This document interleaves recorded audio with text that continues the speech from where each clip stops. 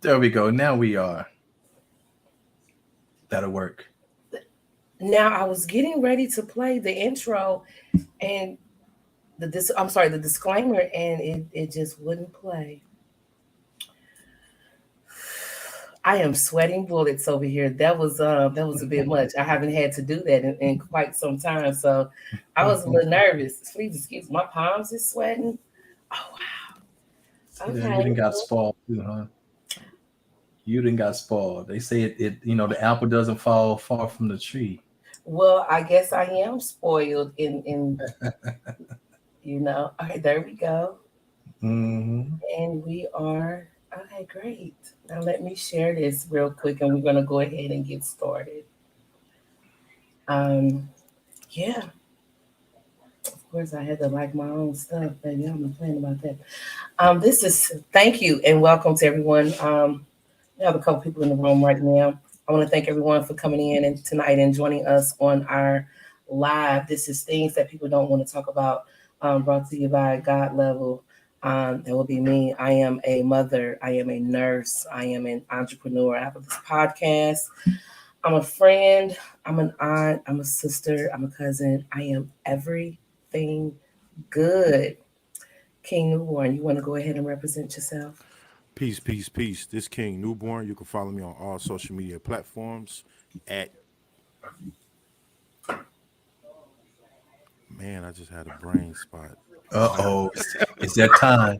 Hey, you know, get that You room can ready for him. you can follow me on all social media platforms at Newborn Everything. And like always, I am of service. Oh my God. Yeah. Brother Diamond, you want to go ahead and represent yourself? Indeed, beloved. I am Diamin, Saba Diamin, uh, entrepreneur, life coach, personal trainer, nutritionist, teacher, father, and of course, I'm always here in service of you. And thank you for allowing me to. Etepu. Yeah. Peace, Oh, peace, no, peace. I'm thankful that you're here. You have a lot of knowledge, very smart, very intelligent. Oh, thank you. No, that I am surrounded by three of the smartest men that I know. The third one is he had to take a moment. I can't wait to snitch on you when he gets back. Of course, I'm going to do this, and I'm putting that out there right now. Yes, I Yeah. do understand that snitches get stitches, but anyway, um, yeah, I am surrounded by three of the most intelligent men I have ever met in my life. Thank you. I Thank say, I you. say. Tonight's topic is this is our fourth installment for our Black History Month. We are talking about the unrelenting path to freedom, restoring Black culture. What does it look like? What does it mean? Diamond has led the way with all of our topics tonight, so I don't want to step on anybody's toes. Go ahead, Diamond, take it away.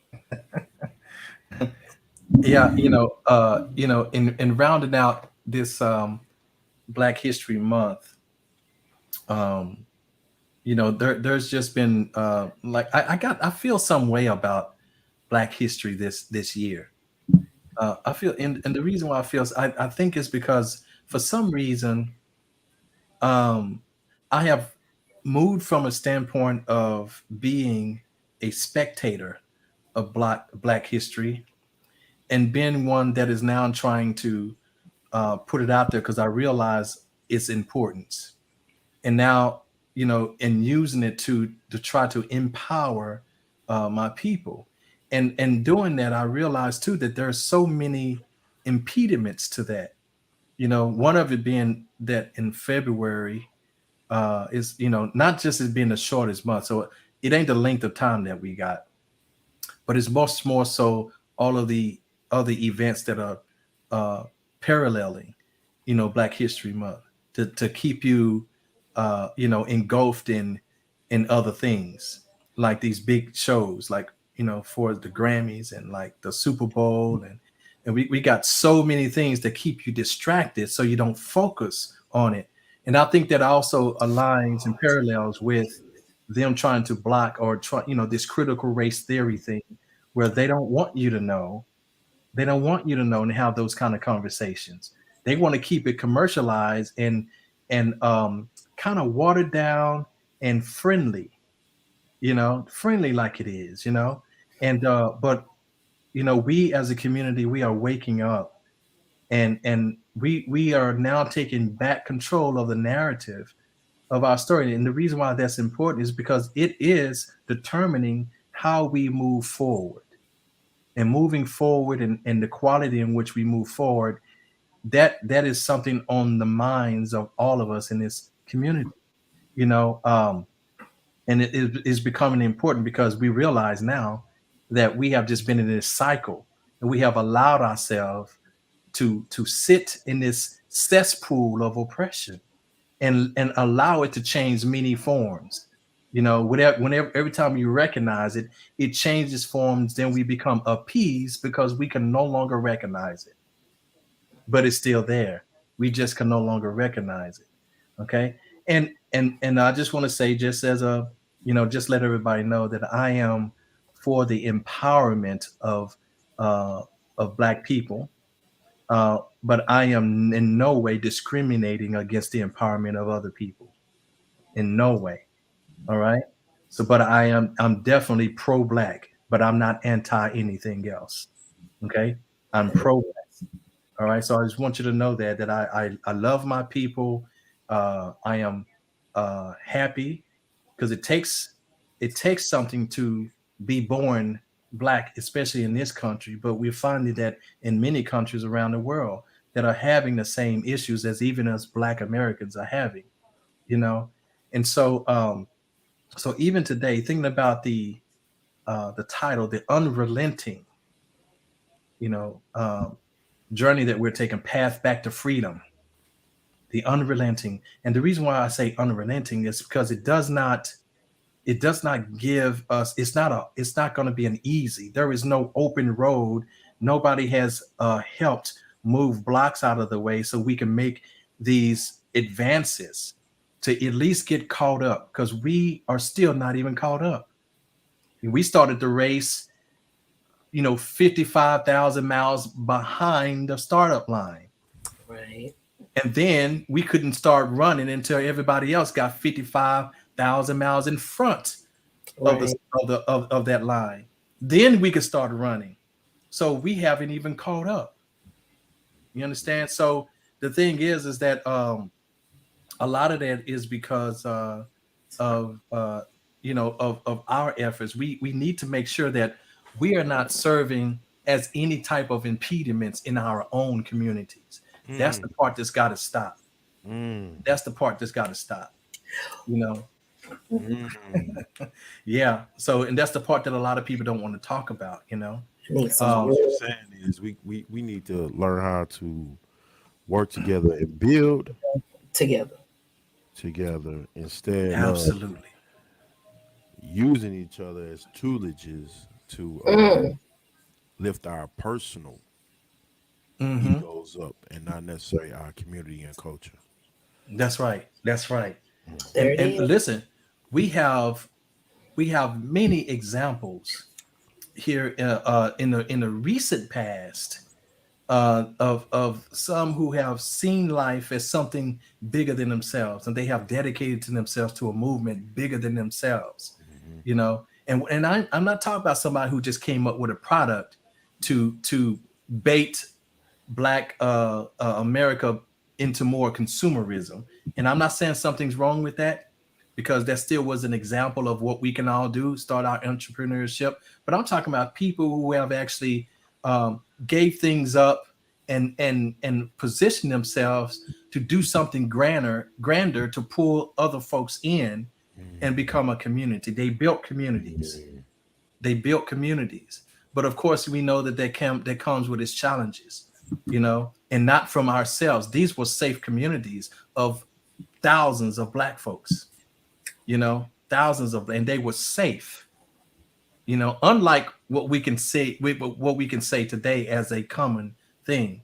We see in the less affluent neighborhoods, today, they don't seem to be all that safe, and they're predominantly black and brown communities, Yeah. you know. But I can tell you that it's not that we are, because we are inherently good people.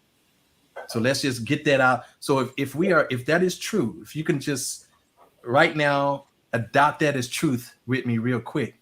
So if that is the truth, that we are inherently good people, then why is this a common thing to where in our communities there's a lot of violence and things like that? Would that really come from inherently good people? Not without some sort of influence, some kind of psychological beatdown that has happened to the people in that community. And then where's this influence coming from? It's got to be a very powerful influence, because what I want to look at is over history. You know, when did these communities that are predominantly black become crime ridden? That wasn't until recently. Did you know that? We're talking about after civil rights, not during civil rights. Civil rights was just back in the 1960s. So then what happened between then and now that actually brought us to this common reality or common experience of our neighborhoods being crime ridden? And I ain't saying all of them, because even, believe it or not, South Central here in California is a beautiful community, regardless of how it's put out there. And so this the thing is that when we see it depicted in movies, we see South Central as this crime ridden, gang infested type of community. And it's not like that entirely. Even Compton, California is a beautiful community. It's a beautiful community with a black mayor and everything. Okay. Beautiful community. And that's just down the street from where I live. Compton is. But yes, it has its issues. But overall, you got some very nice, luxurious homes and neighborhoods that are owned by black folks within Compton. You see? So that's the part, that's the side that people don't want to tell you that. They only want to talk about the bad stuff. That's the problem. That's what has actually come about because we have been told and fed the wrong images. Yeah. We've been fed the wrong images. Just like me taking my brother here, King Newborn, and let's just say there was a I just and I know you're a good brother, but if we look at all of the things where you weren't so perfect in your life and that's all we highlighted, that's going to paint a Mm. picture about you. Yes, it You see what I'm is. saying?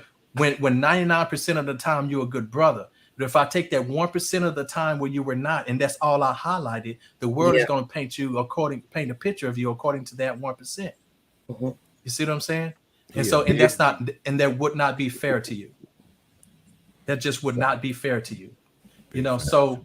um, so this is what we got to look at. So I want to go through some things, and we'll talk about some black communities, and also some people who made the sacrifices to embark upon something bigger than themselves, and it did benefit the black community. All right, so I'm gonna actually be reading some of these, if you don't mind. So just kind of bear with me a little bit. Go right All right. ahead. All right. So the first thing I want to talk about is something that really only recently came to light, and I'm talking about only back in the '90s did this come to light, because I remember learning about this, speaking with someone in one of the on the black think tanks uh, back in the '90s, and this was not a if what we had found is there was an author who had gone around, excuse me, and interviewed people from this area, and wrote a book, about it. And hold on for a second. Mm, Hold on for a second. Oops. Give me 1 second. My computer just did a little brain fart like my brother did a while ago. All right, here we go. Um, there we go. All right, so basically, this author went around and interviewed some of the surviving people of this particular area, wrote an entire book about it based on their testimonies of what happened. So he got the news straight from the horse's mouth, so to speak. And he wrote this book, and it was so compelling to where when it went into print, the government shut the production of this particular book down after a few copies had gotten out. But then they shut it down and literally burned these books so people wouldn't know about this. And again, this is still America, the American government, or whatever agencies this was a part of, not want to face its own atrocities, not want to face its own deeds, you know. So, but a few of these things got out, and people started talking about it. People started talking about it, and then it became like a big eye opener. And so, what I'm talking about here is the uh, the Tulsa massacres that we know to be, Black Wall Street. Okay, this year, this year will be the 102nd anniversary. On June 1st, it'll be the 102nd anniversary of that massacre. Okay, and it was a massacre.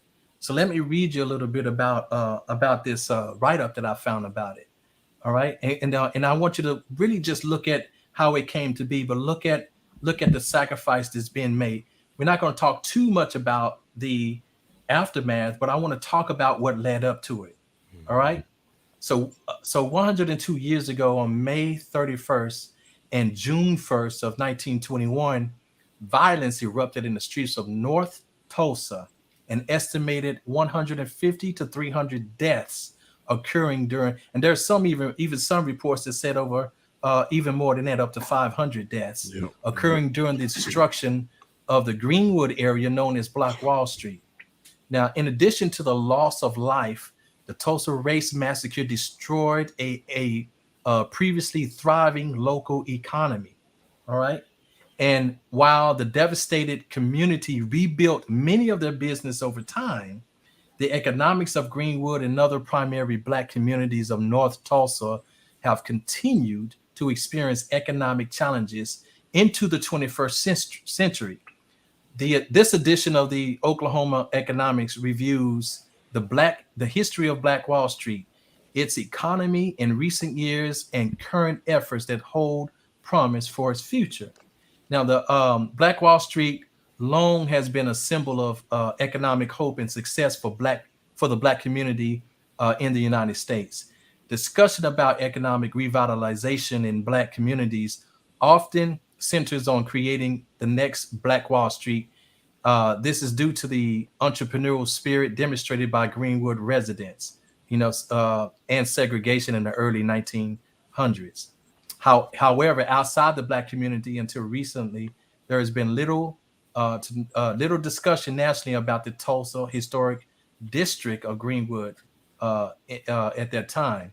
Um, Now, let me make sure that I got this right. All right, so events of the late 1800s and early 1900s helped set the stage for Black Wall Street.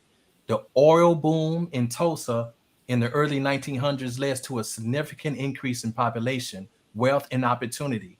As Tulsa began to attract more industry and commerce, Black Americans saw it as a setting for significant opportunity. All right. So even before the oil boom, Oklahoma was seen as a land of potential for many Black Americans. Land runs in the late 1800s. Okay, listen to the date. In the late 1800s, enabled Black Americans to acquire land and build homes. So by the early 1900s, of the estimated 50 all Black townships in the United States, 20 of them were in Oklahoma.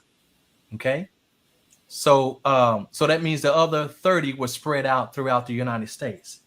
So during this period, an enterprising Black man and founder of Black Wall Street, O.W. Gurley, sought to take advantage of Tulsa's rapid economic growth.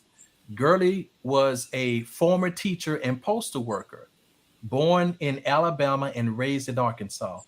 Believing that the South never would give him the opportunities he was seeking, Gurley moved to Perry, Oklahoma, and opened a general store. Okay, now look how easily Gurley was able to do this. At that time. So, seeing opportunities in Tulsa, Gurley sold his store and purchased 40 acres of land in North Tulsa in 1906. In time, this area became known as the Greenwood District and eventually was dubbed Black Wall Street. Gurley's intent for Greenwood, his intent for Greenwood was to establish a community led and run by enterprising Black Americans. All right, so that's the setup of his him seeing something bigger than himself. He did this to establish a community led and run by enterprising Black Americans. But after establishing the first store in Greenwood, a grocery store, Gurley parceled and sold much of his land to other Black entrepreneurs and developers for various ventures. So what I love about this part of the story is that he sought people of like mind. He saw people who were looking for the same thing, and he offered them an opportunity. Pretty much gave them the same opportunity that he came and took advantage of. So this is, and there are people who are doing that right today. And I can tell you, right down in Georgia, in Somerville, Georgia, there's a lady who bought 400 acres and is trying to sell it off to other Black people who are coming with the idea of community and things like that. So we'll talk about that later. All right. So, but both Tulsa and Black Wall Street grew rapidly. The Oklahoma Commission to study the Oklahoma Commission to study the Tulsa riot of 1921 estimated the Tulsa population as about 10,000 in 1910, and that it rose sharply over the next decade to over 100,000. Okay. By 1920, 12.3% of Tulsa's population was Black. The economy of Black Wall Street also grew fast and became so robust that it became the talk of Black leaders across the nation, including Booker T. Washington. Upon visiting the Greenwood District, Washington called it Negro Wall Street. Eventually, it became known as Black Wall Street. While Gurley was one of the most significant entrepreneurs of pre-1921 Black Wall Street era, other successful Black entrepreneurs emerged. Among them was J.B. Stratford, considered a co-creator of Black Wall Street. Stratford built the area's first hotel, said to have been the finest in Tulsa. Simon Berry created a transportation network that included car rides and a bus line and chartered private planes. You hear this? Chartered private planes to fly oil barons into Tulsa. And the Williams family built the Dreamland Theater and several other businesses. In the American Journal of Economics and Sociology article titled The Destruction of Black Wall Street, Tulsa's 1921 Riot and the Eradication of Accumulated Wealth, the authors shared that the 1920 census recorded a multitude of African American owned businesses in the community, including billiard halls, clothing stores, music shops, furniture stores, confectionaries, meat markets, hotels, restaurants, a movie theater. And to add to that, I know that they also had a university. They also had hospitals and things like that as well. So, according to the 1921 city directory, Greenwood comprised 191 businesses. Mm-hmm. It was also home to a library, two schools, a hospital, and two newspapers. All right. So, this economic growth was driven by a community centered vision. Okay. So, listen to that term. It was driven by a community centered vision of mutual support and in part by the segregated nature of culture of Tulsa. Many of the newly wealthy Tulsans hired Black employees from Greenwood for housekeeping and other service based jobs.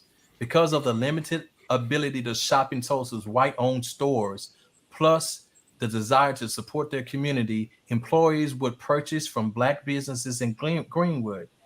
These businesses, in turn, made purchases from other businesses and hired residents of Black Wall Street, supporting the community's economic growth and prosperity. I want y'all to look at what's going on here.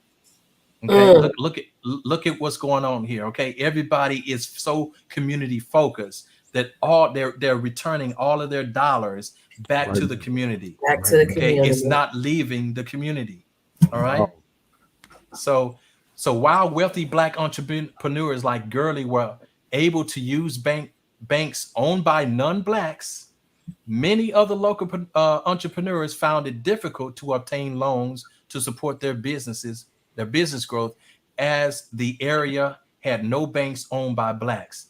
In keeping with his community vision, Gurley and other large business owners like Stratford often would lend to other black entrepreneurs in Greenwood.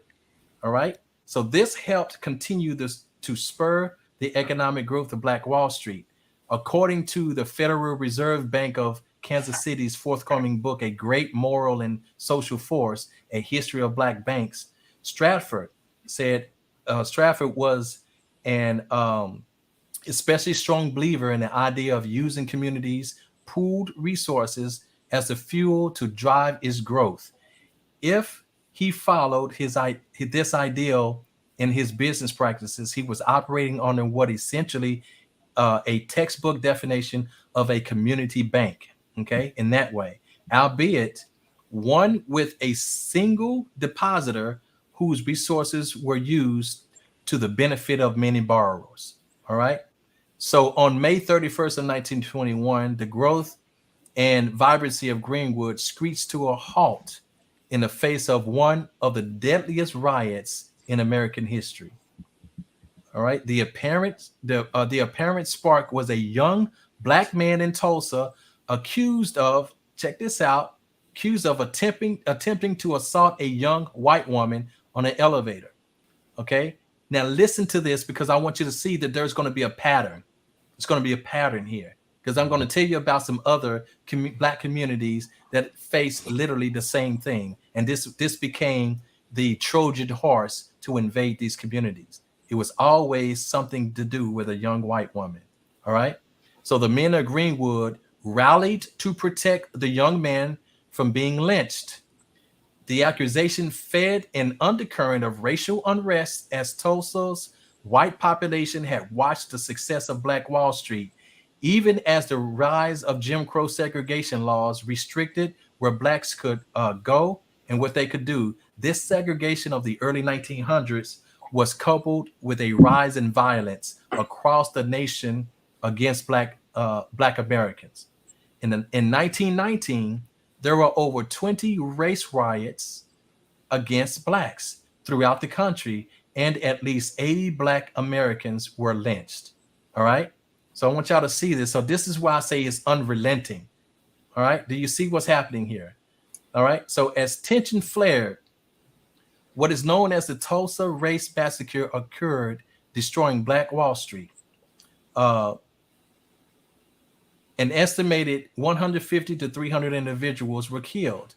And there are some reports, like I said it was more. 1,000 Greenwood houses were burned and another 400 looted, and the entire business district was destroyed.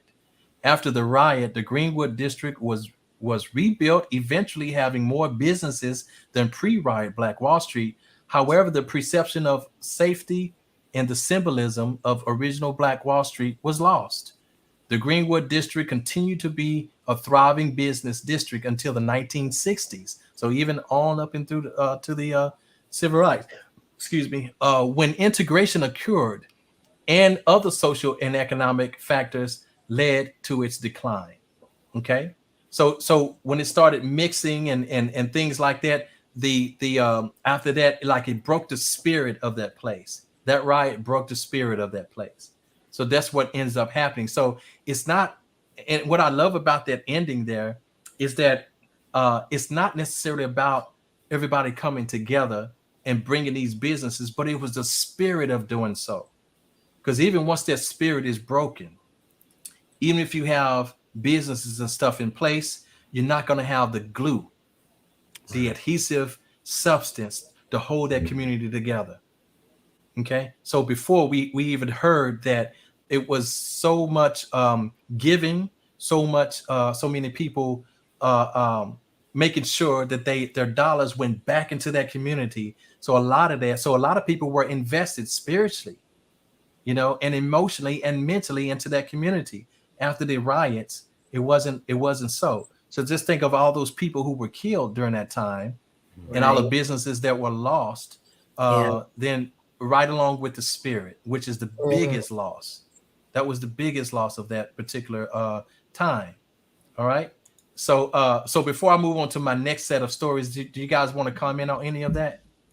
No, we just now recently found out. Like you just said, it just recently came out a couple of years ago about Black Wall Street and what Mm-hmm. happened there and what occurred there. And man, it the way the listening to you talk about it, like once we got a foot up or just a leg up, they just came in and just killed it all. So Mm-hmm. yeah. Mm-hmm. Absolutely.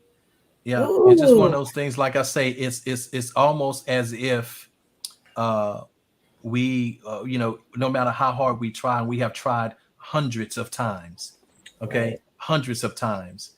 And I'm going to reveal five more times here, but we tried hundreds of times, but each time, uh, because of this the way the system is, it Mm-hmm. allowed other citizens to come in and interrupt it. You know, they Mm, Mm-hmm. what this particular article did not highlight was the jealousy of the surrounding white community.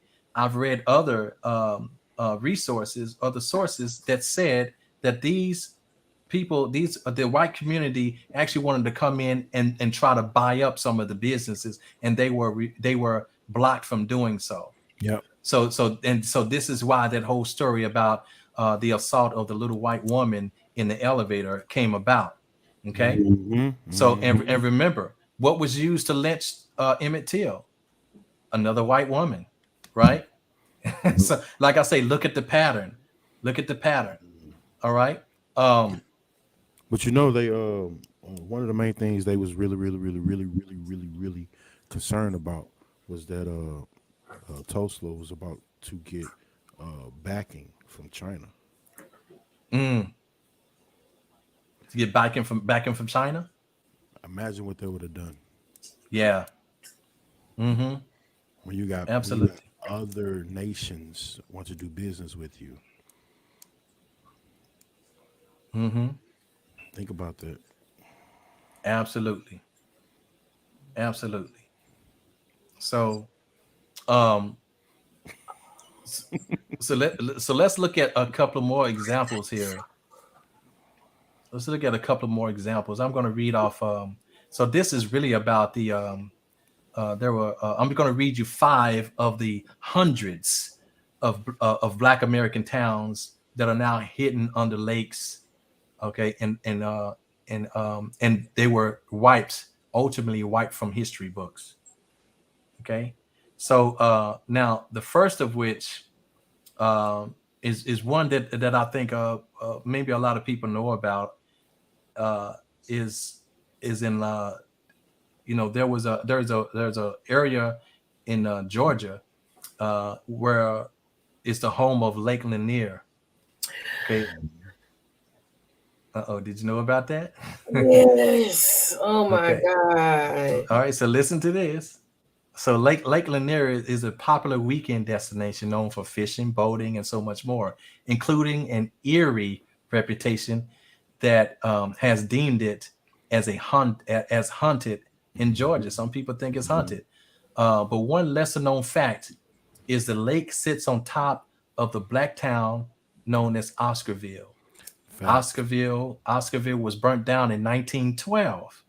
Okay, 8 years or 9 years before the Tulsa riots, and more than 1,000 residents were forced to flee following the allegations of rape. All right. Now, Rob Edwards was arrested in September of 1912 along with Ernest Knox and Oscar Daniel, both teenagers, all accused of raping and murdering a young white woman named May Crow. All right, see the pattern here? So Rob Edwards, was dragged out of jail, beaten with a crowbar, and then lynched from a telephone pole. Daniel and Knox went to trial and were found guilty on the same day. All right, so there was no real long deliberation, and I'm pretty sure it was the all-white jury. The Of boys What were they course. call it? sentenced. What they call it? Due process. There was no due Right, process. There was no exactly. none. Mm-hmm. The boys were sentenced to death by hanging. So after the trials and executions, white men known as night riders forced black families out of their homes by burning their land, churches, and schools. So once the black families fled, Lake Lanier was built on top of what was burned down. All right. So if you know about Lake Lanier, you ever Yeah. been there, I'm just saying you're dancing on the top of some atrocities. All Yeah, right. you know, they said it was a lot of quote unquote hauntings or sightings, and then some people say some bad stuff will happen to them. People come up missing. Mm-hmm. Yeah, that spirit's still there. That energy field is still there. Yeah. See, yeah, absolutely, Amen. absolutely. They don't want no reparations neither. Mm-hmm. Yep. They want it in All right. blood. They want it in blood. Exactly. Right. So now let me tell you about a town called Benson, Alabama. All right. So it turns out Alabama's Lake Martin is built on the previous majority black town of let me see if I can say this right, Cowaliga. Okay, Cowaliga. It is home to the first black-owned railroad started by William E. Benson and the Black School of Cowaligia Academic and Industrial Institute. All right. So this was an educational institution that was black owned and black ran. All right. So William is the son of John Benson, who was enslaved and then freed. He went on a journey to rescue his sister in Florida, who was separated during slavery, and they made their way back to Alabama. John purchased thousands of acres of land, sold to black families that sound familiar, don't it? Where he formed a community. All right. So do we see what's going on here? How we do this? And now when we're going to discuss what the problem is, why when this happens, why can't we hold on to it? We'll talk about that in a second. William helped his dad expand the family business. After Williams's death, the closing of the school, um, Cowaligia was destroyed to make room for Lake Martin. All right. So it too was flooded. All right. It too was flooded. And then there was here's one that you might know about. Seneca Village in New York City. Say so Seneca Village began in 1825 and at its peak spanned from 82nd Street to 89th Street along what is now the western edge of Central Park in New York City. So by the 1840s, half of the African Americans who lived there owned their property. Half of them owned their property, which was a rate 5 times higher than the city average, as Mm. reported in Timeline. So in 1857, Seneca Village was torn down for the construction of Central Park. The only thing that remains is a commemorative plaque which was dedicated in 2001 to the Lost Village. Now, what this is not saying is how did they get them people out of their homes? Did they volunteer to leave? Of course not. No. Of course not. They were forced out.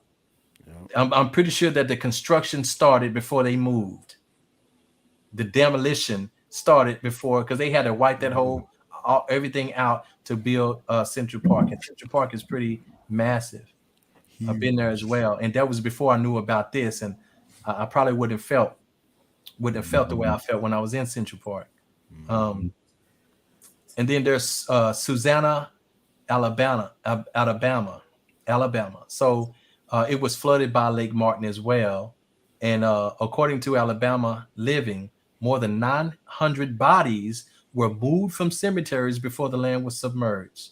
Now, the town once included a gold mine, a school, two mercantile, a grist mill, a flour mill, a sawmill, a blacksmith shop, and the church. Okay, so see how how innovative we are. This Hmm. is everything Once that we the come together, community. yes. Absolutely. Once we All come right. together, yes. Absolutely. Got to bring the Absolutely. love back. Oh man. All right. And finally, talk about Vanport, Oregon. Now I used to live in Oregon, and I was very surprised to find that the beautiful city of Portland, Oregon, was one of the most racist cities, and Oregon is one of the most racist state in the entire country. Oregon, and when I lived in Wisconsin, I found Wisconsin was the same.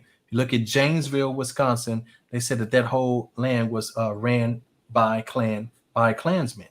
You know, but in Oregon, they literally had a, and I saw this for myself. And in some of the when I went down to City Hall, I was taken there by somebody who became a friend of mine, and she showed me the archives, and there was a newspaper that had a restaurant. You can go and look this up, called the Coon Inn, the Coon Inn, and it was the entrance was a head of a black man in blackface with the red lips, and you walk through his mouth.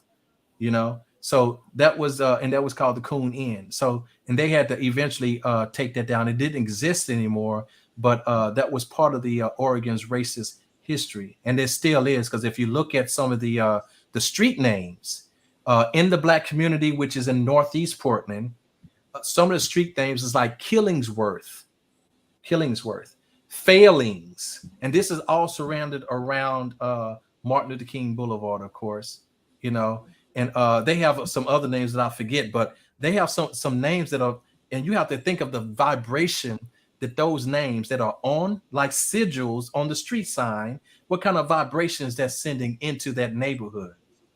Okay. So I'm just saying that this is why it is a very relentless path back to freedom. But in the 1940s, Vanport was the center of a booming shipyard industry because of World War II, and quickly became the second largest city in the state. But as World War II saw white males drafted to serve overseas, a labor shortage pulled in a great migration of blacks from the South. So with soldiers being drafted overseas to fight the war, Oregon saw a labor shortage. This resulted in a great migration of blacks in the South. So these new workers needed places to live. As the Albina neighborhood, and which I'm familiar with as well, that neighborhood was the only place where black people could live legally. It became too small for the growing population of black Americans, and Vanport was built as a temporary housing solution. At its peak, 40,000 residents, or 40%, were African American. But then in 1948, massive flooding erupted in the neighborhood, and the city officials didn't warn residents of the dangerously high water levels. Many didn't evacuate in time. The town was wiped out within a day. 18,500 families were displaced, more than a third Black American. Today, that area is known as Delta Park. All right. So that's just to give you an idea. So this is why I say, and I said all this to say, want to support why I use the word unrelenting path and journey back to freedom. But now what's left? What's left of the pieces? And when I look out at my brother and sister here, and I look out in my community here in Los Angeles, we are the pieces that's left, and it's enough pieces to not only rebuild with, but build something to last for eternity and to thrive in. Okay. Now, what is it going to take? Now, I think right now we're too outwardly focused. We don't have that attitude that they have to build and develop Black Wall Street, that spirit of looking in and moving towards a collective effort in building community. You know, we get distracted because we are full of fear these days. Mm. We're full of fear because the people like the IRS, jobs, and all this other kind of stuff got us literally by the testicles. Okay, they got us I by the think testicles. I'm sorry to interrupt. I just want No, to no, add. you go ahead, beloved. Yeah, I don't want to take away. I want to add too. That is true. That word, that fear, Mm-hmm. and then also accountability, holding ourselves to a level, a standard, a moral code to be able to see myself and those that are around me. I Mm-hmm. probably will be probably less likely to argue, fight, debate, destroy, diminish, demise. Because Mm, if I look at you and I see me, then I want you to win just like I want to win. there it Mm-hmm. is. But we're more powerful together. But when you bring up that thing of fear, they may I'm not gonna say they. Let's just say certain situations have perpetuated fear on the level of we insecure on trusting our own self. Mm-hmm. This is why we continue to look outwardly. So I won't look into my community for help because I already know the stuff that we deal internally and we don't even take the time to clean that up. Mm-hmm. But we invest in every other culture and everything that's materialistic as if that gives us value and levels us up. And it doesn't. It's just stuff, It's you just know. stuff. Yeah, it's just stuff. But that fear though, the fear of what if I do make it? What if I do succeed? What if I do some way somehow instill a righteous mindset and a moral compass within my family, my friends There you around me, go. my Mm-hmm. neighbor, the people that I interact in. But we have it to the point when we see other people, what you looking at, what's your Mm-hmm. attitude? What's your problem? You speak, ugh, why you know what I mean? It's crazy. What's up, fool? Is Mm-hmm. Mm-hmm. you But look know, at what, but all of that is a reaction. I won't even say a response. I think so. My definition between reaction and response is a willful yes, um, answering to something, but a reaction is a reflex based on conditioning. It's a facts. Mm, programmed reflex. So that all is a reaction to what's going on because they haven't stopped to think about what can I do. First of all, what is it that I truly want out of life?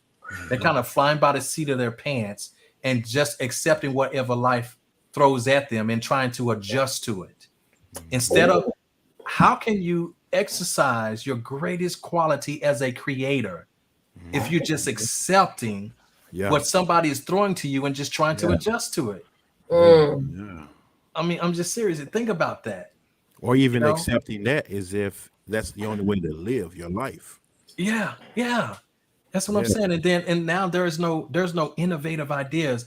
And so there has been uh, um, a psychological cap placed on the mind by way of music, by way of movies, by way of these things that are feeding us information from the outside of ourselves. We have lost touch with our own intuition. So the Mm, God is not even speaking to us anymore. mm, It's not even speaking to us anymore mm. because we got Little Pete and MC Rod Cap and I don't know their names these days, but you know what I mean. But that's who's speaking Right, to right. us by way, and they are the puppets whose strings are being pulled by those That's who still hate perpetuating the us. bull. Yeah, yeah, You see yeah. what I'm saying? So the best thing to do is get somebody who look like you, somebody you're comfortable with, that, and then let you hear it from them. Let them tell you what to do. But you don't. What you don't know is I'm telling them what to say. You That see? part. So Yeah. so that so this is what's happening. So we think that we have. Did you know that the Crips and the Bloods? One of my big brothers is one of the original founding members of the Crips. He said that back then the Crips and the Bloods, especially the Bloods, were they had formed to protect the neighborhood. It was not a gang. It was not to be against anybody but those who came in and tried to tear the neighborhood down. That's Police how it started. brutality. Yeah, the Hmm. police brutality. Yeah, yeah. Yeah, police Yeah, police. brutality and the riots and all that kind of stuff. That's when it was started. That's Peacemakers. why it was Yeah. started. Yeah. So when did it But turn negative? After colors? no, No, before colors, before colors. colors was showing the Mm, video. Yeah, Colors was just showed actually the world yeah. what it was. Texas, no, not Texas. I'm sorry. Colors made it mainstream. That's just made that was one of the ones that made it Yep. mainstream. Yep. That Big time. movie Hmm. made it Big time. mainstream. And then The next thing worst you know, thing. The worst Hmm. everybody thing had that a could have side. happened. Yeah. The worst Exactly. thing that could have happened. Exactly. And so the thing is that it started becoming a rivalry, to territorial and things like that. But also one thing that my big brother told me is that he said that they were infiltrated by other CIA and government operatives Oh yeah. who Facts. actually Big time. posed as gang members as well. And they changed it. Mhm. They changed the narrative. What they say? Change the edict. Yeah. Yeah, they Yeah. changed it. Yeah. So that's the thing. uh right here on my street now, I live in Long Beach. Now Long Beach is known as a kind of a crip territory, you know but when I see a lot of these brothers, and even when I'm taking public transportation and I run into them, these brothers just want to be heard. I listen to them. There was one guy on the train one day. He was kind of mean mugging everybody and really saying, like, I would hear him under his breath, actually not even under his breath, he was saying it out loud. He had a cuss word for everybody and was saying it as if he was daring somebody to say something back, right? So when he got around to me, he said something to me, and I just said to him, I said, "What's wrong, brother?" He said, "What you mean, what's wrong? You heard what I said?" I said, "No, what's wrong? I'm really listening. Like, really tell me what's wrong. Like, really, what's wrong?" Yeah. "Oh man, it's hard out here." I said, "Yeah, but you got everything that it takes to deal with it. You just have to stop to think about it." Me and this That dude part. had such a we had Mm. such a great conversation. He passed his stop up, knowingly passed his stop up so he can continue to talk to me. He went 3 stops past his stop, so he can continue to talk to me. He just said, "Man," he said, "Look, man, I really hope I run into you again." He wasn't even the same Yeah. from the time I entered that train and the time he left. He Yeah. wasn't the same person. And that's They all he just want, needed. you see what I'm saying? That's They just But want you to all know, be he heard. Love. needed was a spark, something different. Absolutely. That was a Absolutely. spark. Ah, Hmm. that was all he needed. But now that we own it, I'm gonna go and say it. Go ahead and That say it, brother. that spark he was looking for is the one thing he can't find at home. See, not just at home, but it's hard to find in the neighborhood because everybody is looking for that Mhm. spark, Mm-hmm. and Mhm. they can't find it in each other because they have lost that spark. And They look at can us go today. themselves. Look at us Hmm. today. We having gender wars within our own community. Hmm.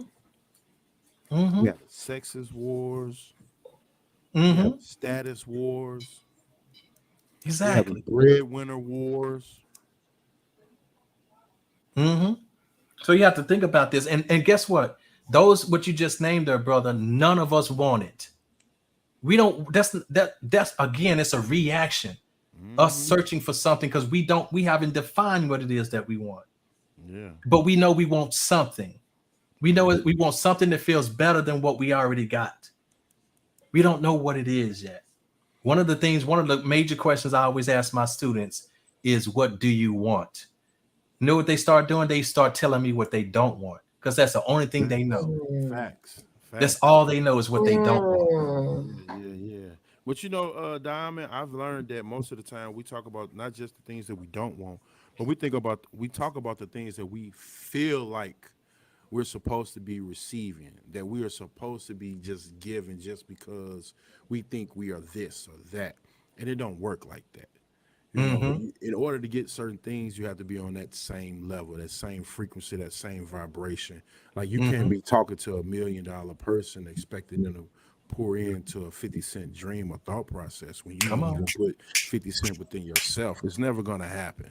It's not Mm-mm. gonna happen. You know, it's not even gonna make sense for that person that has that $1 million. Hmm. So, you gotta change it. I mean, hey, Yeah, but you know what? But you know what? We have to look at one of my favorite stories. And when you look deeper into this particular story in the Bible, one of my favorite stories is when they talk about how Jesus fed that town with 5 loaves of bread and three fish or something two like that, fish or something, yeah. 2 fish. But the thing was, you think, how can he feed all those people with that little bit? Well, when you look deeper into the story, that town was actually under siege from the king, the ruler of that land, who always sent his goons in to collect taxes in the form of Taxes. Talk about it. taxes in the form of some of their harvest or some of the foods and stuff like that. But these soldiers would come in and they would do it excessively. So what these people would do, they would always hide a little bit to where these soldiers couldn't get to, because these soldiers would literally take from them until they didn't have enough. So Hmm. so eventually these Sounds people like did not. America. Yeah, so they didn't hide, they didn't have enough, but they were hiding more than what they were showing, and they were afraid to show what they had. Yeah. So what happened was, this town who was claiming they were starving and was without and so forth, and each individual family did not have enough on their own, okay, Right. but they had something. It started with the 5 loaves of bread and 2 fish. Somebody came with the example, and they trusted Jesus enough to say that I'm gonna put up what I have. And so they brought their 2 loaves of fish, and somebody brought the loaves of bread. So it was that five, and it inspired everybody else to go and get their stash. And when they Hmm. brought their stash, it was more than enough for the whole town to eat on. You see what I'm saying? So the thing, and the reason why I'm bringing that up is because the we don't we if we all work together, we don't have to have much on our own. We don't have to have much on our own in order to Right. bring it to the table so that we can all take care of each other. Facts. That's what community Facts. is. Yeah. And so every example that I gave here in this history, somebody gave everybody an opportunity to bring what they had to the table. They built the Hmm. table by buying the land, whether it was 40 acres or whether it was 1,000 acres. They Hmm. they made the table, and everybody brought what they had to the table. You see what I'm saying? And then look at the result. These were economically flourishing black towns. Yeah. Okay, because everybody brought what they had to the table, but on their Yeah. own, nobody had much at all on their own. Yeah.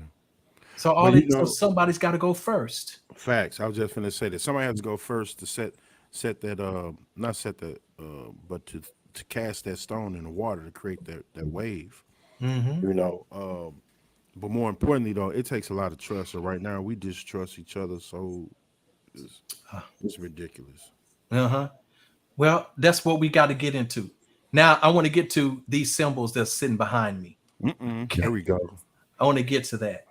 You see, and these were the symbols that were carried by the rulers of our ancient high classical civilization of ancient Kemet. Thank you.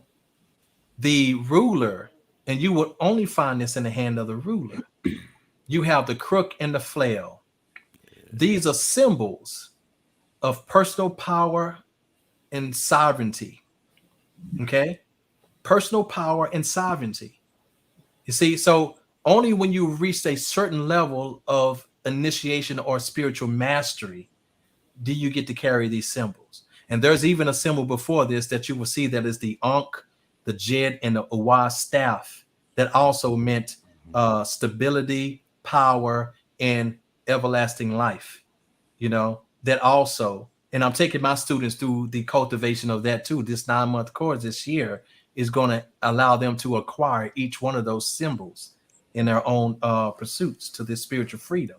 That's But what's this up. right here, because we're descendants of those who had carried these symbols with them, sovereignty, sovereignty. That's we're talking about having power over self, becoming the Lord of yourself. You see, that means you are self-governed, not controlled by any. This is should be a symbol of our community, that we are sovereign community and we have power over ourselves. Okay, and that comes by way of discipline. It comes by way of cooperation. It comes by way of following the laws that we call ma'at. I'll call them ma'at, but we also know that these are moral laws. So our ethics has a lot to do with it. That's what we heard about here in Black Wall Street. There was an ethic that was going on that actually served as the spirit of the town, and everybody gave to that ethic. That was the same Mm. ethic carried out thousands of years ago in ancient Kemet. It was the same ethic that allowed the pyramids to be built. It was the same ethic. There was no slaves that built the pyramids. These were citizens. These were citizens who willingly gave of themselves every single day for all those years to put those millions of ton weighing blocks. Those blocks weigh from from 2 to 16 tons, Heavy, heavy. heavy. But look how long it took them to build not just one, but there were 6 pyramids on the Giza plateau. 6 pyramids, 3 large ones and 3 small ones. Okay, so you have to understand that this was done by a community who had the same ethic that Black Wall Street had. It was the same ethic of these other towns that I had just described as well. Where is it today? Where is it today? And the biggest question is: are we thinking about how today we are the players in the next thing that we call history? We are making history today with what we do. What will they say about Black Americans today? The fact that what's our culture? Because we can still see culture trying to rear its head in our recent past here, back in the 1960s and on back. 60s, 70s, But 80s. somewhere we lost it. Somewhere we lost that culture. Okay, somewhere we lost it, and that culture took a different road. Why and how? And more importantly, what are we going to do about it today? We are still making history. You are the new names in the new books. That's what you got to realize. So if you don't act, then your names will be erased because you will suffer the second death. Nobody will have any good deeds to say about you. And so Yeah. you will no longer be spoken about. And when you're Mm, no longer spoken about, you suffer the second death. Your second death, yeah. and the third death. Okay. It's mm. Oh, that's all you need is that second one. You gone after I that. just went to a memorial yesterday, and they did something very differently. And it was of the first death was the physical death. The second death was basically what you just said, no good deeds, and the third death is when no one speaks about them ever again. Yeah, yeah. So, That's, that's, but see that one when nobody speaks about them is a mhm. result of them not having good deeds to be spoken about. Be In our Yeah, spoken. African Yeah. culture, that's what we did. We never spoke of those. So even now, how people talk about, like I did talk about how 50 Cent got shot 9 times, and that might be his story. But 50 did some great stuff besides that. But mhm, but we look back and we see all this stuff that people talk about, but we only know because we are conditioned to only see and give credence to the negative aspects of things, not the good that people did for us, not the good that they did. So we have to start only speaking those, and those who don't do good, we don't speak of the good that they didn't do. We only speak of the good they did do, and only if they did good. Other than that, we stop talking about it because we don't want that spirit to continue to live in our communities. Right. absolutely. Right. So we let it die. You see. Mm. So what say you, our viewers today? what say you? I know we got a few viewers going on here. So what say you about today's topic and everything, and where do you stand on this? Do you see yourself as someone who's making history today? And Yes, it doesn't matter if it's on. It doesn't have to make the news in order for you to Oh, make facts. history. Yeah. Yeah. Okay, doesn't have to make the news. Um, so this is what we have to start to think ahead and be intentional with our actions today, because it's only right now in this present moment that we're building a future. And you only got 1 second. Really, Yeah. Now. you got a millisecond, Yeah, right? yeah, You now. got a Always now. millisecond You only to got build the now. Now. future. Yeah. But I think Okay. Sabadam, I think one of the things is we expect that whatever we build, it will be erected while we're still living. We will be significant while we're still living. And Mm-mm. you have to, I'm not gonna say you have to. If you ever get an opportunity to truly look at your life and know that most of the things that you have done or overcome will only be brought up in the memory of, which is basically in your absentees. You know, so Yes. that's why it's important to be of service. You know, Hmm. always put yourself in a position of being of service, but save yourself first. So you know, it's not easy. No, it's not, but it's really about what decision we make today. Facts. That's what can make it easy. It's about making a choice. And I was just on a line this Friday with Charles Finch. Charles Finch. If you don't know who he is, I recommend you Google him. He's one of our prominent scholars as well. And it was a pleasure to have an opportunity to speak with him. We was on our Friday night book study. We were all reading this book called Egypt Revisited, and Charles Finch had wrote the 14th chapter in that book, and so he came to take us over the 14th chapter in that book.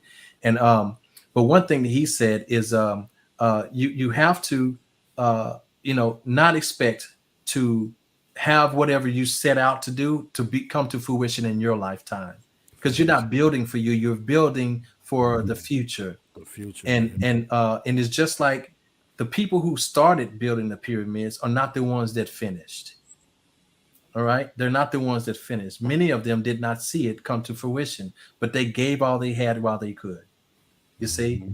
and just think of all those who in civil rights who stood up for our rights of equality and things. How they started, they gave them lives, they gave up their freedom, they gave up their lives and everything else, only to so that we can be at least where we are today. But are we completely out of the woods? No, that means the work still continues. Absolutely. That's what that means. Yeah. We got too many distractions. Hmm. Too Yeah, many distractions. that's true. It's a lot of distractions. It's a lot of distractions. So I say to all of you, to the community, and again, if you're non-black, and you're listening to this, uh, please just understand that I'm trying to call the black folks to action. We're not saying anything as far as we're better than anybody or nothing like that. I'm just calling the black folks to action. That's all I'm concerned with at this point. We're And just trying to clean house a little bit. That's all. just trying to clean the house a little bit, because where we That's are all. right now is our doing, it's our mindset Hmm. that has us where we are. At Facts. any time we decide to rise up out of this, it could be done in a day. Mm, It could be done in a day. We're that only here because we haven't decided not to be collectively. Hmm. You know, we've been doing nothing but lamenting lately, Yeah. complaining about it. We spoil. Hmm. We oh haven't what seen no real trauma. Oh, we've seen it. We can't. We just somehow forgotten it. Yeah, that's what I'm saying. In Yeah. today's time, we ain't seen no real trauma. We Hmm. piggyback off our ancestors' trauma. Now, if we Hmm. were to see one right now, oh man, Well, don't you take this police brutality on black folks lightly, then, because facts. right. it's the same stuff. It's modern day lynching. Yes, it Yeah, it is. is. Hmm. Yes, it is. Mm, mm, You know. mm. So So my it's just. question to you all is, after Friday's powwow, which had me thinking, going back, thinking about the women and the men in my life, and how different my life is from the life of my mother. That is how I'm making Black history. How are you all making Black history? You want to go first, King? So from the powwow that you brought up, no Hmm. one besides the panel know what you were speaking of. I would like to start there first and foremost. Okay, we- okay, I'm sorry. We have a powwow every Friday, or at least we try to Hmm. discuss Sunday's coming up topic. And sometimes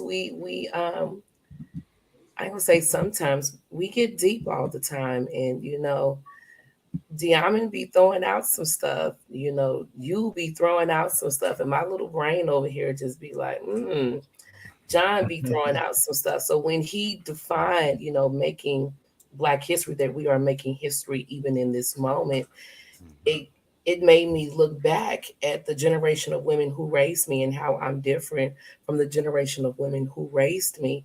And I also have a family mantra that I want my family, my children, to be better than me. So every Mhm. generation has to continue to get better.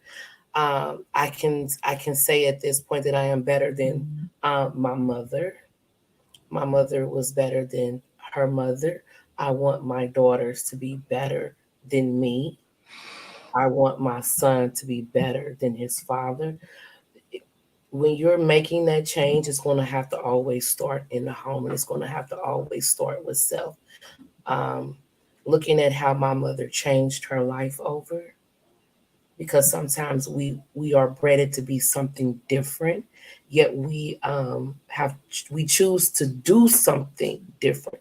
My brother, choices, what is it, how do you say it, choices, Decide, decision, choose, and execute. decide, choose, and execute. Execute. I Yes. say. I Mhm. decided to be different than my mother. I made that choice and then I executed. Facts, facts, facts. Mhm. It's You nothing more know, than a 3 second rule. oh, I said again, 3 second rule. three You second want to rule. count one, two, three. So you Boom. decide, choose the correct action, and just Yeah. execute. One, two, three. Mhm. My mother was rough. Mhm. We'll talk about her at a later date, because I don't want to say anything that may tarnish her legacy. But she went through some things, um, and then she turned around and became something totally different. Yeah, and I'm gonna just leave it at that. Mhm. That's peace. I say. Yeah.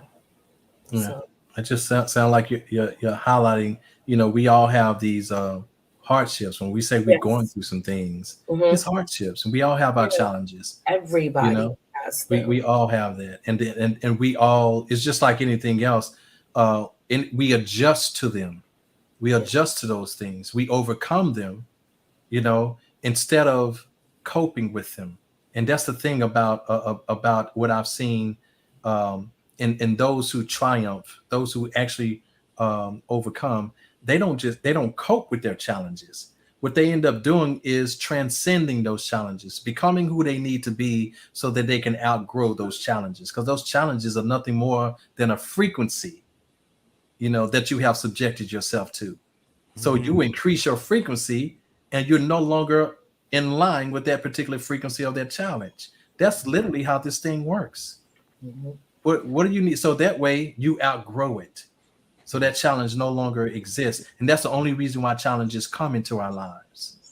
Is for that reason, is the impedance or impotence for us to grow and to transcend the challenge itself. That's why we're here. It's literally a divine thing. You Mm. see, so it's okay. So I never. That's why I don't. I've gotten it out of my system. I don't judge anybody and what they're going through or what they have been through. I just, if I can't offer anything to assist them, I keep my mouth shut about Yep. Right. So, uh, It is- Sawadam, and Go ahead. I continue to say how much of a breath of life, spirit you are, and you're greatly appreciated.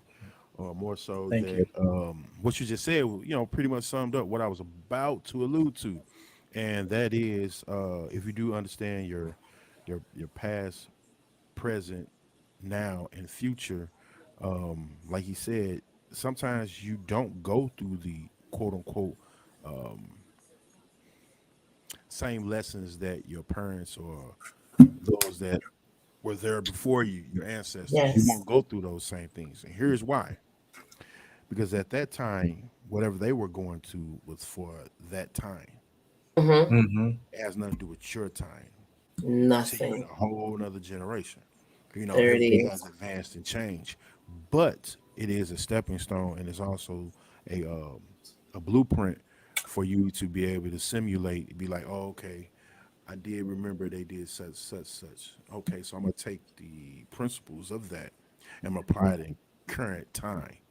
Like in my case, I used to use the crush of fact that not having a mother and father at the age of 4 and 5. Then it became, well, I was always at home, my grandma, so I didn't get to do nothing. But once I set free, or in my mind was set free or released into the streets, it became everything was my decision, choice, and execution. Before I even knew that this was my decision, choice, and execution that ultimately put me in certain situations that I didn't want to be in, certain situations I did want to be in. So at that particular point, I can no longer say that it's my past or my ancestors that put me in the situation that I am in currently. Mm, The challenge is like Sabat Ahmed said, to being able to align yourself with whatever it is you want to adhere to or become. And that's the real challenge, like you just said. How do you align yourself with being righteous or being a good person, being of service, Mm-hmm. or just being a solution for yourself, period? How do you do that? I say. And and that could be tough if you continue to focus on the past, if you continue to focus on the pain. Pain is temporarily. hmm. Sometimes we mentally keep it alive longer than it should. It should have Mm-hmm. dissipated a long time ago. We keep I letting say. it reoccur in our mind over and over and over and over. It's no difference than an example of why I keep dating the same woman or why I keep dating the same man type phrase or statement. And that's because you won't allow that to dissipate where it was. Mm-hmm. You can't continue to take the same thought process and inject it in everything that's new that you deal with. Otherwise, it's going to look the same over and over and over and over. It's just like if I were to take water out of this bottle, it's water. No matter what cylinder I put it in, it's still going to be water until I decide to change it. When I make that adjustment, if I add food coloring to it, or if I were to put it in a blender with some fruit and blend that up, it's going to be changed then. So it's a Mm-hmm. mindset that you have to change. If you want your future to be different, it starts in your now, like right now, and I that's the say. Yep. only way. That's the only way you could be appreciative of your past. You could Mm-hmm. be able to look back and be like, "Dang, that used to be me. Look how far I I've say. come." Who is that? Who made that comment? What comment? You Peace can servant. do the same thing and expect a different result. Yeah, That that's that the is same. in fact that is one of my my family from she's a former client of mine, and also she's Shelly. very near dear friend of mine named Shelly Weber from Shelly Wisconsin. Weber. Oh, thank Yes. you. I Hey deleted her Shelly. comment. I am so sorry. Shelly, feel free to call in. We will love to hear your thoughts. 832-318-6966. Go ahead. Yes. Yeah, Shelly peace is to a the big queen, Miss supporter. Shelley. Big Yeah. supporter. I really appreciate Shelly. Yeah, but what Miss Shelley just stated on her, I don't know if we can. Let me just touch on that. There we Go go. ahead. What she just I said, like that. that is insanity. Here's the part that hurt the most. We don't even want to accept that because what do we hear in the home front or we hear when we out and about? What's the main thing people want to say? I ain't never got to change. I've been like this since. Oh, well, see, that's the problem. This how I am. This who I am. Oh This my I am. exactly. God. Yeah, I everything have around. never heard a more ignorant statement. I Yeah, can everything around and you is constantly changing, this is constantly me. growing, This constantly ooh. developing. Then also technology constantly change. Do you know? I actually really tripped off the fact. I was like, man, I literally was in school when the internet came about. Ain't that something? I'm just, I mean, you know what I'm saying? Just think about it. uh, And here we are, due to the internet, social Thank media you. has created multiple millionaires mm-hmm. Yes, you did. off of something that just basically we want to have computers to talk to each other so we can move data a lot But faster. and that don't even seem like that was that long ago. Exactly. You know, Was I it? remember back when I was what was I was still in high school, I think, and I was probably in my senior year. Yeah, senior year. and I remember my cousin got this system. It was like a whole computer and stuff sent to her house, to where it was the first form of chatting, to where you can chat with somebody, Yeah, but you saw nothing but text, because it exactly. was like from a DOS system. It was not like Facebook yet, but it was the first.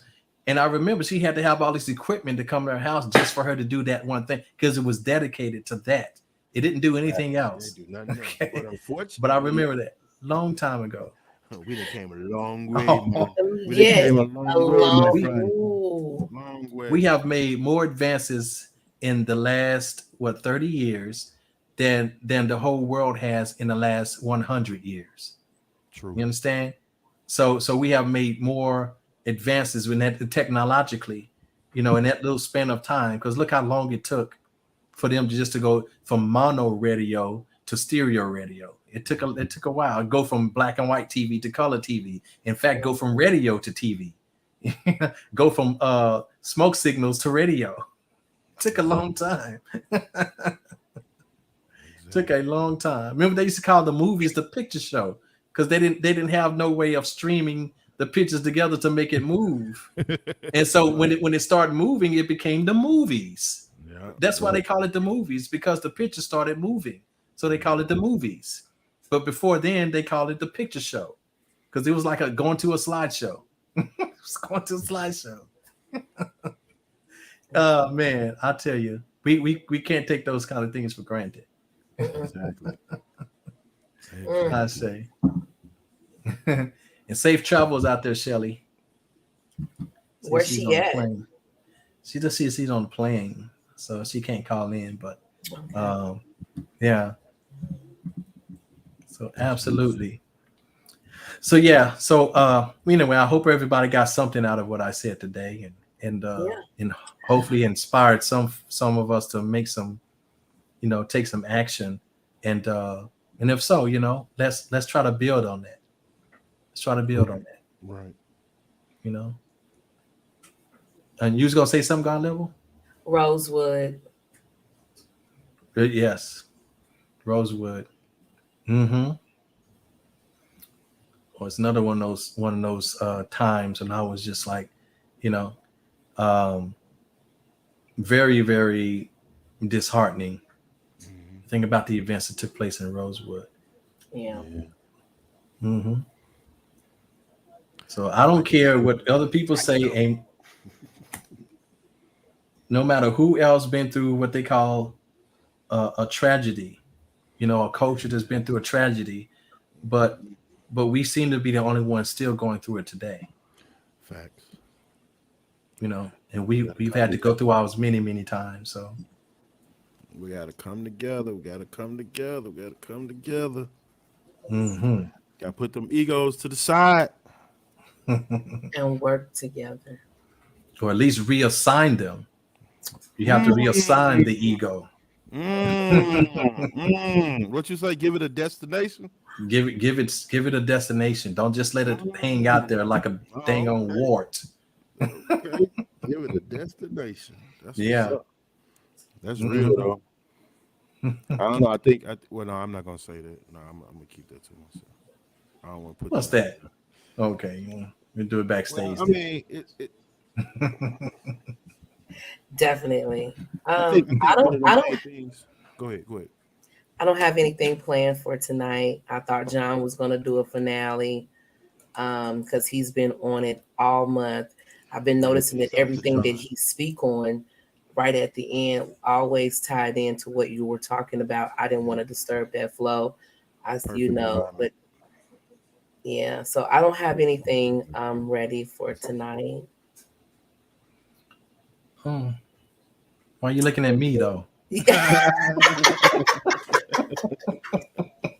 You see that, brother? I peeped it. Yeah. She looking right at me.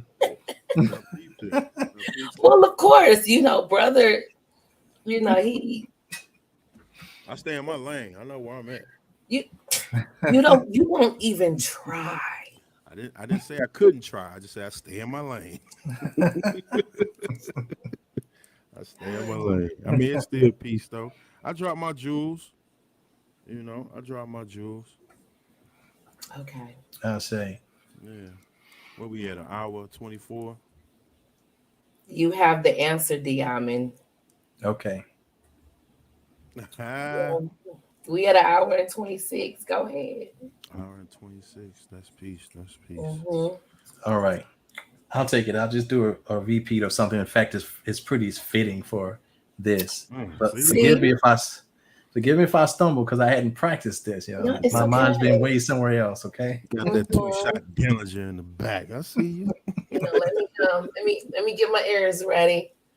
Uh Move oh. my hair out the way. All right. The All floor is right. yours. Black bodies swinging from oak tree limbs. A mass variety of black herds and hymns. Cracked backs, body frames mauled by whips. Bloody noses, blackened eyes, and swollen lips. Land of the pilgrim's pride. Land where my fathers died. From every mountain side you forgot to let freedom ring. So you stand hypocritical of the song you sing. America has yet to live out its true meaning of its creed, and still you flourish off the backs of my elders, my peers, and my seeds. My country, 'tis not of me, sweet land of liberty. When will that I see? My fathers died because of Pilgrim's pride and his implements of genocide. So say, can you see by the dawn's early light my raped brothers and sisters who never saw the last gleaming of the twilight? So of thee I would never sing until there's true equality and harmony in place of the oppression you bring. And yes, that star-spangled banner still waves, blown by false notions of justice and Jesus saves. It's time that America wakes up and pay me back and stop giving my reparations to Asians with 80% of government minority contracts. And it's the fact that I've grown weary of this crap, but it's like my cry is never heard, and it's only a handful that gives a damn, and the rest of us are scared of America, America. You let your music swell the breeze and ring from all the trees that bleeds the blood of my ancestors. And your fields are nurtured and soaked by the sweat and blood and tears of my slave predecessors, and unsurpassed by smallpox, cancer, and AIDS. The carcinogenic words and malevolent action of this nation has created more graves. Metastatic processes made felt these malignant anthems in this that became tumorous in this bad hand we were dealt. And black folks, it's time that we move toward a new world order. It's time for us to do our thing and lift every voice and sing till earth and heaven ring. See, we need to keep our eyes on the prize. No longer should we fall for genocide in the skies, like praising the material things put in front of our eyes. I'm tired of these lies. It's time for some unity recognize. But I think somewhere down the line we've forgotten about the struggle we're losing and just how our situation was begotten. We're walking around like sterile dogs, afraid to produce a self-supported community because for each other we claim to have no use. So before we lift every voice and sing, we need to lift every head and see just what the hell is really going on in this land that we call our home. But we've grown into men who can't be identified by our own kids, and mothers that are too busy loving us to death, but they never thought about teaching us how to live. Children of greatness, unappreciated and hated, and waiting on death row, sitting on death row, waiting to be annihilated. And it's time. I'm sorry, waiting to be annihilated. And see, that's it. Okay, I'm stop right there. I'm stop right there. I couldn't put the tail on it. I couldn't put the tail on it. Oh I my say, I say, God. I say, That I was say. enough.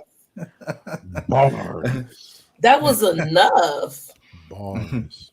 That's But I just thought beautiful. that was fitting. That was good in for today. The way kind of Yes. summed it up. No doubt. No doubt. No doubt. No doubt.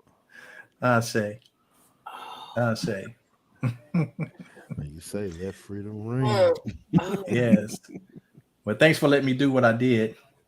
of course. You done did that. That's history now. Yes. Mhm. That's It's history now. say that. That's I history say, now. That is history now. Thank you. Yeah. I was ready to call you Dr. So I be want to say doctor so bad. Go Yeah, ahead. Go ahead. side Yeah, piece. thank you so much, Dr. That's what he Dion. prescribing to be anyway. You know, there's levels to this. There's levels to Thank you this. so much, Saba Diamin. It has Mhm. been a pleasure. I've learned a lot. Yes, it has.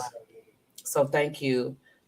This concludes our Black History, but we're still going to be touching on subjects that hit close to home in our Culture. community. I'm sorry. I said our culture. Did I say? What did I say? No, no, you said it right. You said community. I just said culture. You know, good. Oh, Yeah, yeah. okay. Both I of can them like switch. it. I can switch that out. That's not a No, no, problem. no, no, No, no, no, no. you You good. good? No, you Good. good. You You know, good. I'm not above being corrected. No, no, no. That's not why I said it. You know. You know, I don't want no smoke. Wow. Thank you, You know, Shelly. y'all are my brothers. I love you. Peace, peace. Yeah, and everything that you tell me, you do so out of love, and I respect that. I say. Okay, so that was my moment. I'm not gonna have no more. Mm, But yeah, that concludes our Black History for the month. And of course, we will still continue to touch on topics um, that affect our community slash culture. culture. There you go. Ooh, spicy. You see I how I just say. added that in there? Yeah, there you Um, go. I don't want to. I've been thinking about one particular topic that we didn't get a chance to do, the violation of Black boys. Mm, I have mm, three men on here that can speak greatly to to that and to them, and to bring Hmm. light to others as well. What what does it mean to grow up a Hmm. Black boy in America, mhm, um, a teenager, a young adult, a mhm, man, um, faced with everything that he has to deal with when he walks out the door, or basically from the moment he takes his first breath. from the I womb, say. baby. From the womb. That's right. So That's right. um, we talked about Black girls. It's time we talk about our Black boys, our Black teenagers, our Black men. I say. Let's So peace. What's that Facebook page again? That Facebook group? What is it again? please do not hesitate to join us on things that people don't want to talk about. And do not hesitate to invite other people over to the group. Right now, we are 500 strong. We just opened it up not too long ago. So I am grateful for everyone who is following the page. I'm grateful for those who are engaging with the questions that John posts connected to our next week's topic. I'm grateful for the call ins that we've had, the comments, people watching, people sharing. We are grateful for it all. We are here on things on Facebook, things that people don't want to talk about. We are actually on YouTube as well. Newborn. Um, what is your last name? Hmm? Your name on YouTube. Newborn everything, and then God level on YouTube. We are on Twitter. We're on Spreaker. We are on Apple Podcasts, and we are also on Mm, mm, iHeart radio. Radio. I Bars. say. Ooh. Bars. And I want to know if we can we add this onto the Abode of Osar YouTube page? If that's what you want to do, go right Yeah, ahead. all we gotta do You're is click more than into the welcome. destination where it say editing. Yeah, Yeah, and you can add Okay. it. definitely. You send me Okay. your name and I'll edit the desk because we took out our personal pages and made it more mainly things people don't want to talk about to kind of draw that crowd in there so we can see our viewers. And then it'll just be one place. But yeah, to have it everywhere, I don't have a problem with that. I say. Okay. Yeah. Okay. What you Yeah. say that website was again? Which one? I don't know which one you ain't speak on.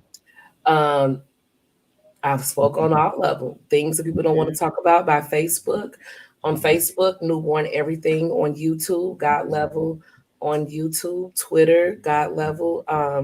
We are on Mm-hmm. Spreaker, things people don't want to talk about. We are on Apple Podcast, Mm-hmm. and we are on iHeart Radio. Yeah, you missed an What a- important one though. what What am about I that missing? merch?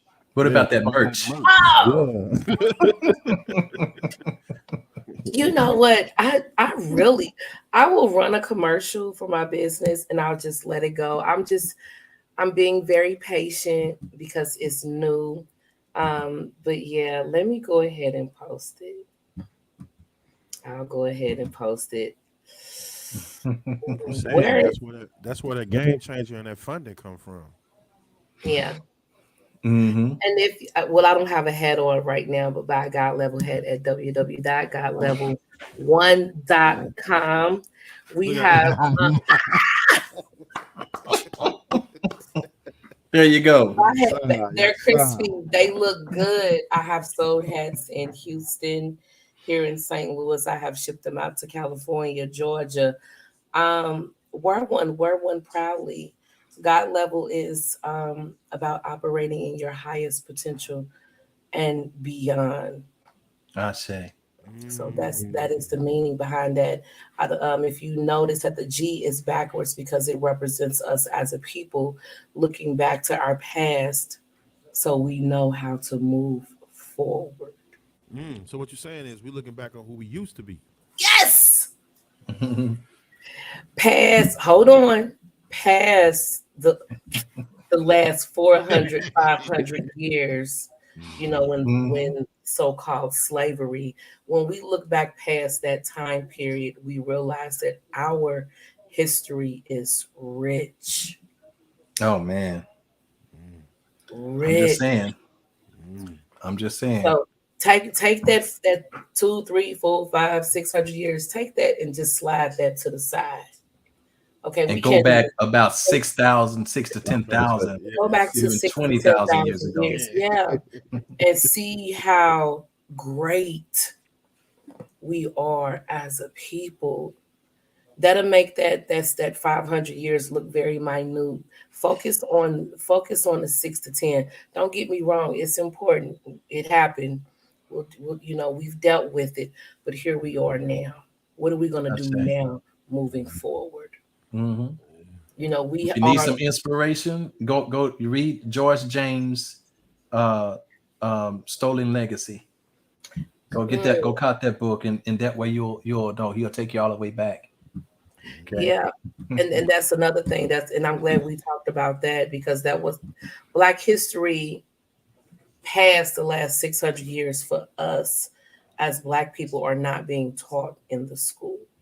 And they More don't want to teach it. They ain't they gonna teach you don't, that in because schools. then you will be inspiring young Black girls and young Black boys out there to become something totally different than a product of their environment if they are living in impoverished neighborhoods. I'm Well, sorry. more importantly, they won't be seeking a job right after. There you go. They will be They'll more be out there creators seeing because that's who themselves we or a are. family business. Yeah. There you go. We're creators. That's who we Yeah. are. Yeah. You leave school, Stolen Legacy. Go, you go back John. to being He had it already up there. mhm. Book There you recommendation go. for the Legacy by George Lynn James. There you go. Yeah, yeah. So yeah, Hmm. and Don't forget Now Valley contribution to civilization. Hmm. I love that book. Oh, wait a minute, hold on. This book, what's her name again? Preschool to prison. mm, Oh yeah, you talk. That was Shelley. Mm-hmm. Shelley said that. Yeah, she read the book, and I'll also have one called the Projects to the Pyramids. Uh, there you go. by yeah, by Malik Ahmed, who's actually one of my the brother of one of my teachers, and actually they running a institution out of St. Louis up there, Mm-hmm. out of St. Really? Louis. Absolutely, I know you ain't absolutely. talking about the African village. Oh no, it's called Okay, because that's Dr. Ray Hagan. no, it's not the African Village. Mhm. Uh, it's slipping my mind right now, but I'll it'll come back to me. I'll let you guys know what the name of their organization is. It's been a lot of brain farts this day. I don't know what's going on. You know, look, That's why. in a few months I'll be 50 years old and I won't even remember my own And age. baby, you Yeah. look good.